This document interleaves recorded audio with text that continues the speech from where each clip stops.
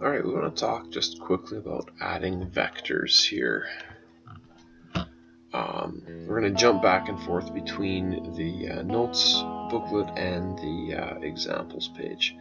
So we can think about vectors as arrows, right? And we can add them by lining up the tip of the first one with the tail of the second one. So imagining I can draw, well, this will help, maybe, right? If this is my vector going to the right, however long that distance is, I can say that much to the right plus the same amount to the right. There we go, right? 2 arrows to the right. My very standard unit, and I can add another one, and oh look, now I'm 3 arrows to the right, and so on, right? So we can think of them as arrows. Now, we can also do other things with them as arrows here in a minute. We'll get to that as well. So we can do this graphically, where we would draw them to scale.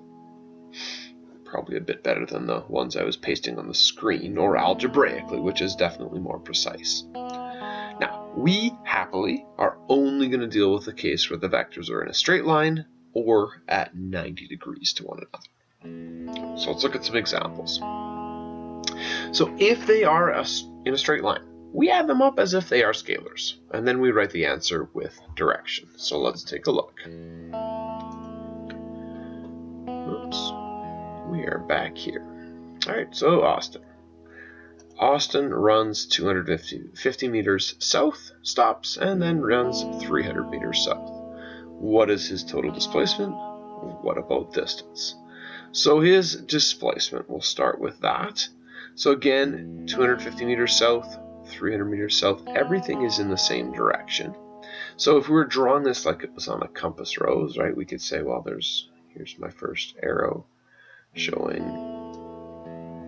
250 meters south. This is one case where you probably don't really need the diagram. We're going to assume that this is a straight line. I did get right that it's a little bit longer, I suppose. And another 300 meters south. Well, these are very easy to add vectors. And here we're going to say basically his first displacement Displacement 1 would be this 250 meters.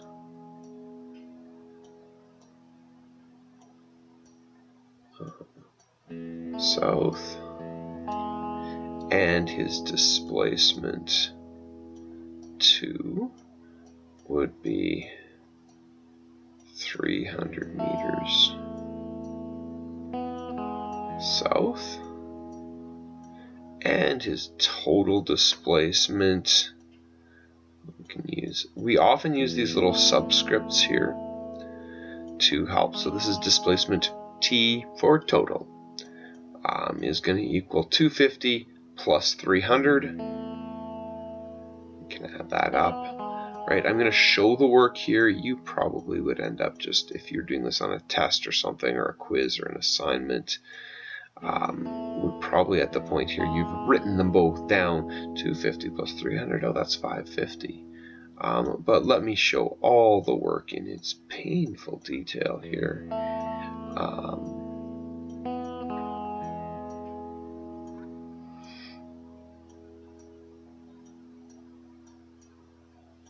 And this is going to equal a grand total of 550 meters. With the direction south. Lovely. All right, make sure you get this down on your example page to go with your notes. All right, then let's go back. A little bit more notes to talk about here. What about if these are in the opposite direction? Well, there we're going to assign generally up or right as positive and down or left as negative. And then we add them as if they are integers. So let's go back to our examples here. Tony, doing lines in the gym. He's going to run 15 meters south, then 5 meters north, then another 15 meters south. This is a strange gym, a strange way of doing lines, but we'll be okay. So drawing my picture here, okay, 15 meters south, then he's going to go 5 meters north, another 15 meters south. My lines are not to scale. The third one got to be a little bit too long. Now we are going to use the reference system that north is positive integers, south is negative. So we're going to add these as if every time I see south, oh, that's going to be negative. So my total displacement, we did not talk about Austin's distance before. You should add that in right now before I get any further here. Austin's distance, in this case, both of his displacements were in the same direction. So in this case, the displacement and the direction are exactly the same. So the distance here for Austin would be d equals 250 plus 300.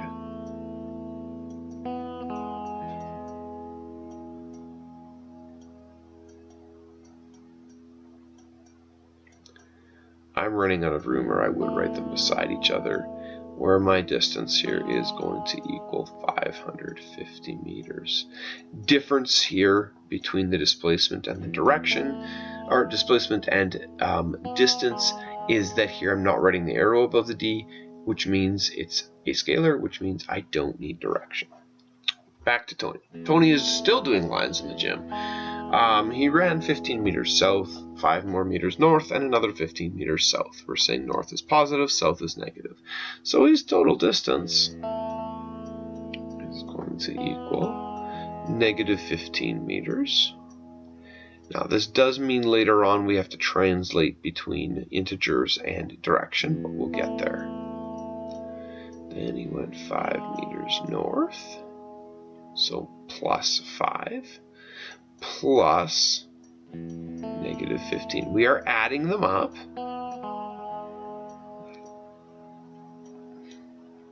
And we're adding them up as integers. So negative 15 plus 5, that's negative 10. Negative 10 plus negative 15 is total of... Oh, I forgot something here. Notice this is a vector, so I should have an arrow. As should you. Right, and this is going to be negative 25 meters. And then we're going to rewrite this, which is the same as 25 meters south. That is my displacement. Put a box around here. Lovely. Now, Tony's distance, even though Tony might feel like he's ran further than 25 meters, in fact, he has put more meters under his legs than his total displacement. Because some of this, right here, this was backtracking. So Tony's total distance is actually going to be different than his displacement. Distance here is going to be, we don't care about direction for distance, it's a scalar. 15 meters plus 5 meters plus 15 meters. I can add those up in my head or on my calculator. We get 35 meters. So even though he's ran a distance of 35 meters, his displacement's only 25 meters. Because from where he started to where he ended up was 25 meters, and he ended up 25 meters south of where he started. Even though fitness and endurance or whatever else wise, he has actually run 35 meters. Alright, so let's go back, a couple more notes. We do have the hardest situation here, and this is a 90 degrees. So when we have two integers that are at 90 degrees to each other, they make a right triangle.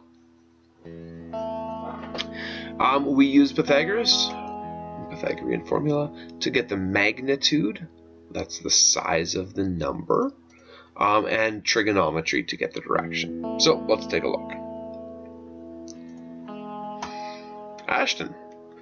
Ashton drives 15 kilometers west and then 30 kilometers north. This is where a picture is going to be your friend. Right, there's my 15 kilometers west. And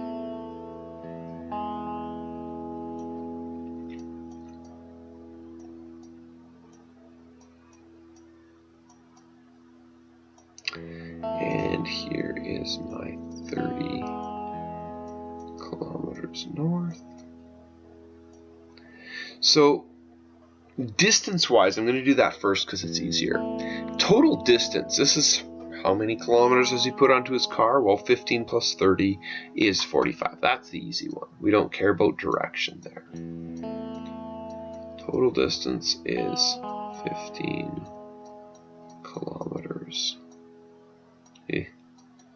plus 30 kilometers. You can write this all in one line instead of me trying to save space on my screen. Total distance, or distance total, is 45 kilometers.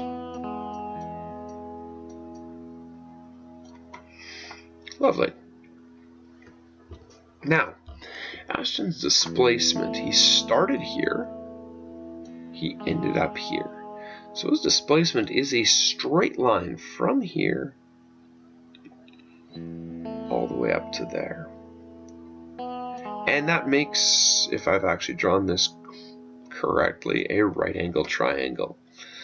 At which point we can say, hey, let's imagine that this side is A, this is B, and this is C. How do we figure out what C is? Well, we can say, well, C squared equals A squared plus B squared.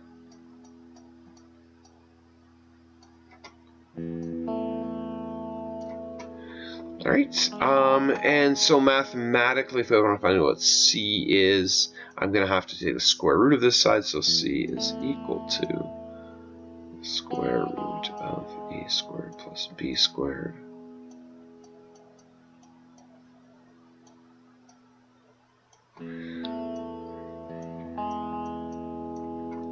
C then is equal to the square root of 30 squared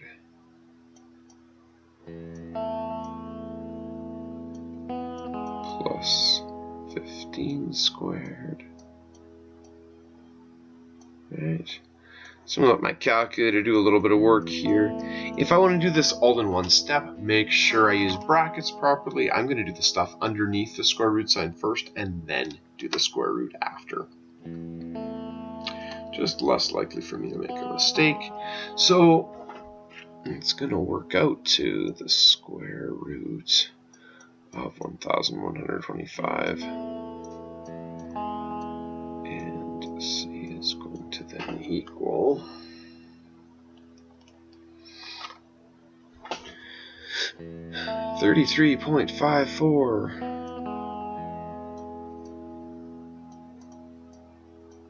And this is my calculator spitting this at 541019 ... So I'm often going to write 54 ... That's what my calculator says. That's going to be in kilometers as my units. But how many significant digits? Well, 2 and 2. That means my answer also needs to have 2. So to 2 significant digits, this is going to be 33. And I look to the next one. Oh, that's 5 or bigger. It rounds up to 34. So according to significant digits, Ashton has driven 34 kilometers. But we're not quite done, because we need to find out what is this angle here. Hey, that's a triangle we can solve for. And if we want to find the tan of that angle, let's call that angle A. Right. The tan of A is going to equal opposites over adjacent. Right? Think back to your SOHCAHTOA, right? Sine is opposite over hypotenuse. Cosine is CA. Cosine is adjacent over hypotenuse. And tan is opposite over adjacent. We just calculated the hypotenuse. So in reality, you could use any of them. But because this is a calculated value and the other two are given to us, we're going to assume that they are better values to use, more precise potentially. All right, so in this case we will use tan, we're not going to use sine or cosine. Tan A then is going to equal 30 over 15.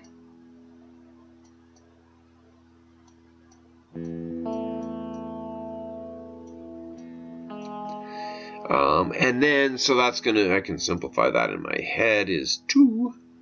All right, and so we want to find out what A is. It's going to be the inverse tan, so tan to the negative 1 of 2.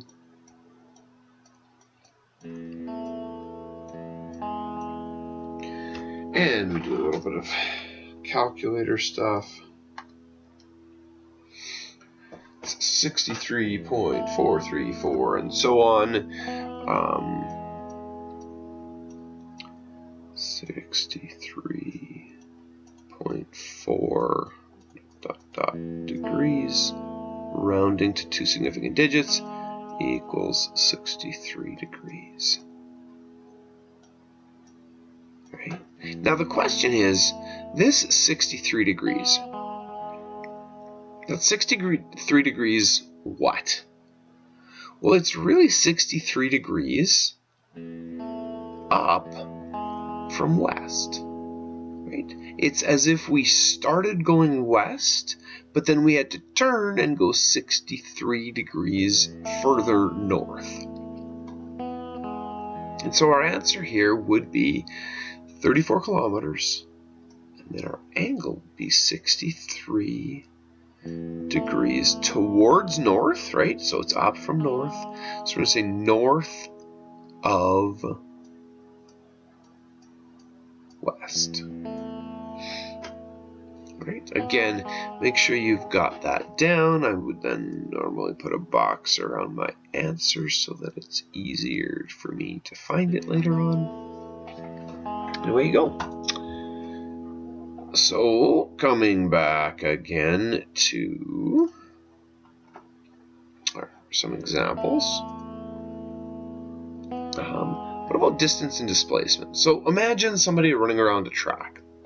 Every lap that they do adds 400 meters to their distance. However, each lap starts and ends at the same spot. Therefore, their displacement at the end of each lap is 0 meters.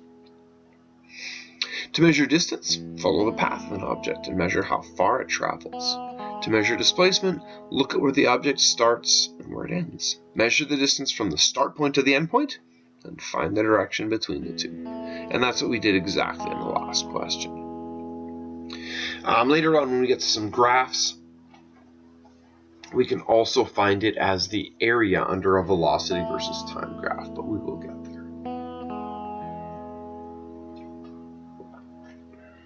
All right, moving on then. First formula. All right, so this looks frightening because it's got all kinds of funny numbers and letters and things, but in reality, V average, this is speed, average speed is equal to the change in distance over the change in time, or d2 minus d1 over t2 minus t1, or in more general words general terms in words, total distance divided by total time. All right, so if we continue here, that's average speed. We could of course find average velocity. We'd be changing a few things, right? This becomes velocity, which needs an arrow.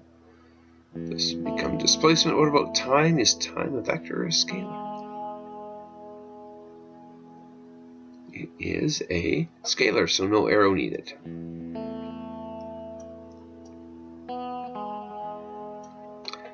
Right, there's our formula. Now, let's actually take a look at an example. All right, so Eva drives 45 kilometers in 25 minutes. She stops for 5 minutes and drives another 50 kilometers in 30 minutes.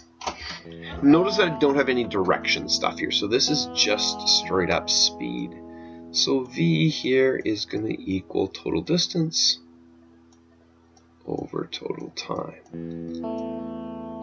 Oops. So V then is going to equal, that is supposed to be a D up there. What is her distance? Well, she drove 45 kilometers. And she drove 50 kilometers.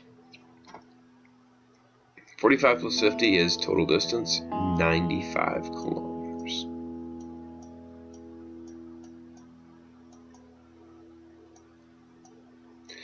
And total time,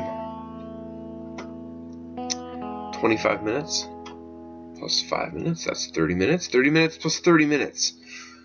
Oh, that's 60 minutes. Oh, that's the same as an hour. Oh, this is actually much easier. Oops. I should write 1.0 hours, simply because we have two significant digits, except for here. This is a tricky one. We're going to assume that this probably should have said 5.0 minutes. All right. But when we add them up anyways, our final answer does have two significant digits. So either which way, we're keeping it as, oops, I keep wanting to add an equal sign here. We're keeping it as two significant digits, which means our speed is equal to, common terms, 95 kilometers per hour. All right, and this is, we're almost ready to go to our last example.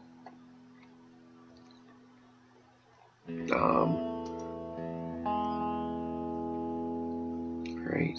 Here's where we're going to actually have to do a little bit of work with our formula. Right. Our formula is given to us as V is equal to D over T, or sometimes delta D over delta T. So while cycling, Mika covers 212 kilometers at an average speed of 35.8 kilometers per hour. How much time is required for this? Well, what am I given? This is my D, right? That's my distance. What is this? Well, that's my V, that's my speed. So I need to solve this for T. So mathematically, if I want to get the T by itself, my first step is I got to get it away from the denominator. So I'm going to multiply both sides by T. And if it helps to visualize it, you can say, I'm going to multiply it by T over 1.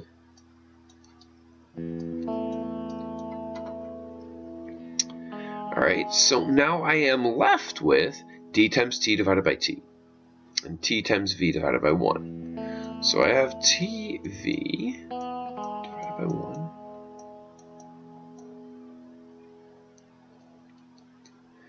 Right, come on, there we go. And I'm left here with dt divided by t. Now what is t divided by t? It's 1. Hey, look!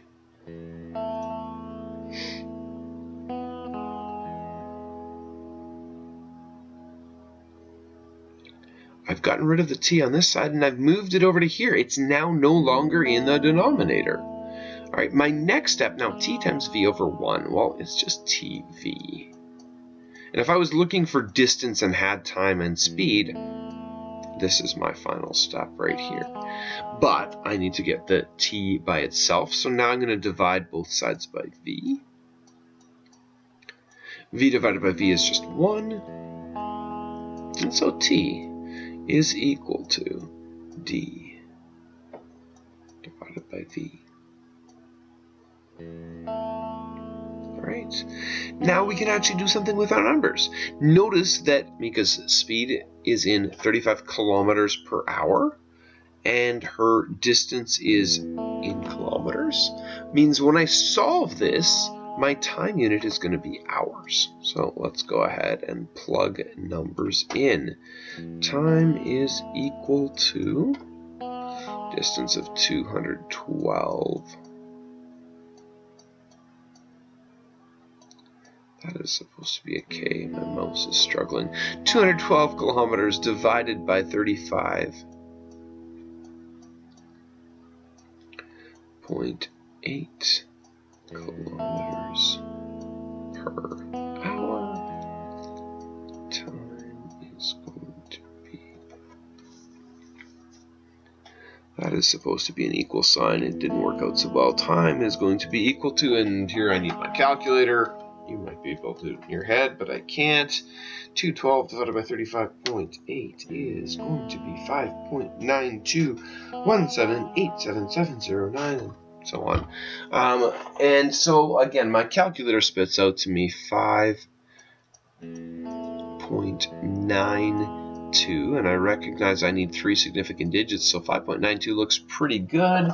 I double check the next digit, which is a 1, so it rounds down to this. And Mika was riding for 5.92 hours. Well done.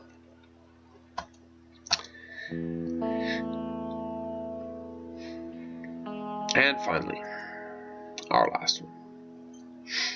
A little bit of a tricky one here. Car travels at a speed of 98 kilometers per hour for 38 minutes. How far does it travel? Well, here we can go back and look, and remember where we found that d is equal to v times t? Well, we can use that here. Except, as we start looking, I'm going to write this down, equals v times t. Wait a minute, I have kilometers per hour. That's my speed, that's my v. And 38, what? Minutes? Oh, time needs to be measured here in either seconds or hours, but in this case we have kilometers per hour. We need to change this into hours. Well, let's look at our conversion factor. Right, 38 minutes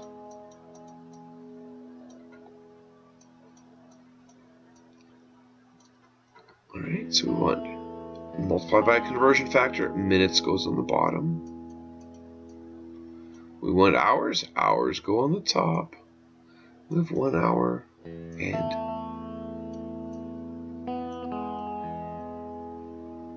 60 minutes. Lovely. So I'm going to have 38 times 1, and then I'll divide by 60, and that's going to give me my minutes divided by minutes goes away, and I'm left with hours.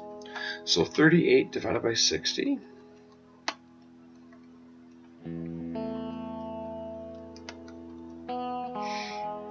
And I am left with 0.63 repeating.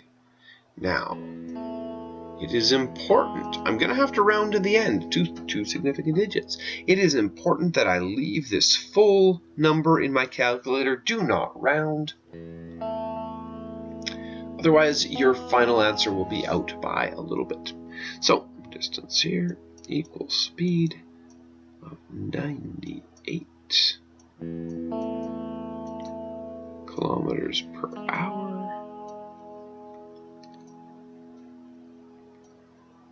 multiplied by a time of 0.63 repeating hours.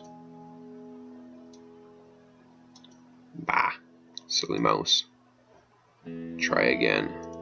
Bah.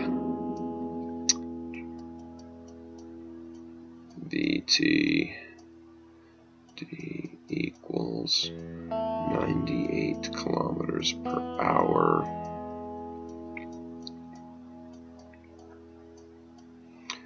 times 0.63 repeating hours,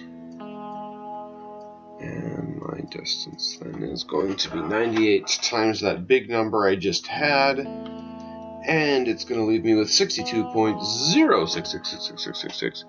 62.06, that's going to round just to 62. My units are going to be kilometers. And that takes you on. You are ready to work on your assignment.